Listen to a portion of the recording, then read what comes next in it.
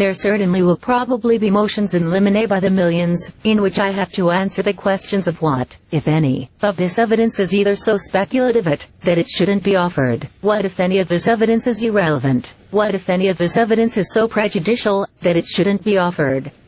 But as a fundamental proposition, clearly something about the way he died is going to be coming in this trial. Precisely, and I think what we would be doing is asking for two things. First of all, some sense of the government's theory of the case. Is their theory that one or more of the defendants in this case committed the crime? Or is it that a third party that possibly these defendants knew who came in and committed the crime? I think that has been unclear from the time that this case began. We do not know what their theory is. I think you are entitled to notice of that, and they are entitled to notice of that in the alternative, if that is your decision, but to the extent it is in the alternative, you then know that you are going to have to proceed to defend against it, if that's how they choose to go. Obviously, if we think their theory is insufficient, I think, as you point out, as a matter of law, to allow them to be able to argue that, there will be motions in limine we will file. Exactly. The second part of it, and I am not sure if this is in the same uncharged conduct one, or what you are calling uncharged. I will tell you what I think uncharged conduct 2 and 3 are, which is other stuff, things outside the four corners of the arrest warrant on the night of August 2nd, and thereafter. In other words, things that are crimes, that is 2 for me, and things that are not crimes, but which might be considered to bad character evidence under 404B. Then I think what I want. I had viewed 2 actual crimes that didn't take place on the night of the offense as being something that the government could disclose later, but I don't contemplate that involving experts, but heaven only knows in this case. And, secondly, the third category may be something that in the government's view they don't have to disclose, and it is prejudicial, and we don't like it, and we will talk about it on the trial day. That category intrigues me. I don't know what that is. I'm sure you know better than I do. When you were talking about uncharged conduct 1, and you are talking about 4 corners of the affidavit, 14-page 4-cornered affidavit, I think that one of our concerns all along has been these allegations of using a paralytic drug in the affidavit. Right, that's what I mean. The allegations of sexual abuse, the allegations of torture, and frankly it is our position that the government has absolutely no evidence to support any of that, and they should not be allowed to argue that.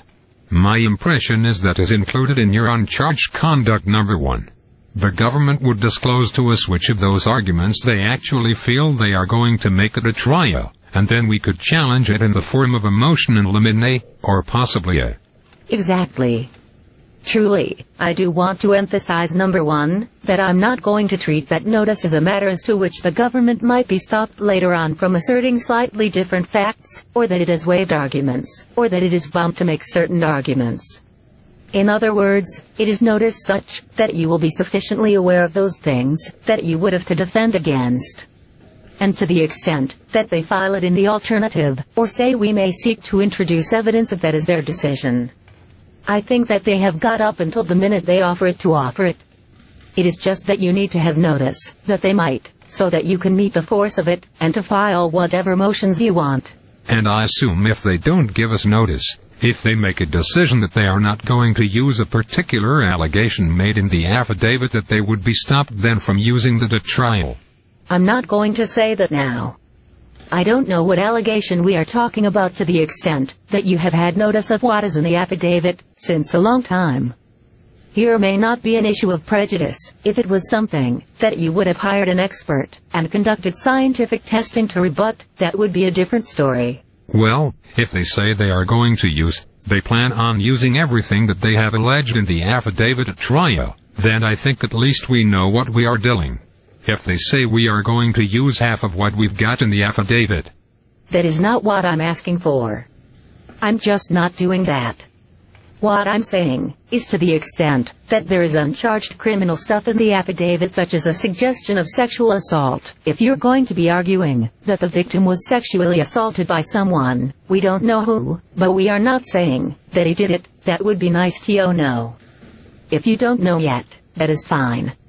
If you are going to be arguing that, or you might argue, that one or more of the defendants committed a sexual assault, I think they are entitled to know that, so that they can rebut that.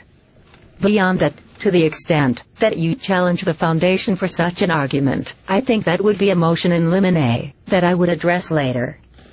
And, at that point the government would have to proffer its evidence. Right. As I understand it, that is still part of uncharged conduct number 1, and you actually scheduled a hearing in which... Yes, but I'm certainly not ruling that the government needs to check every sentence in the affidavit and say we are going to prove this, but we are not going to prove that, and we might change this a little bit. I'm just not saying that. So, let's await the notice and you can argue the specifics later when something comes up that doesn't satisfy you.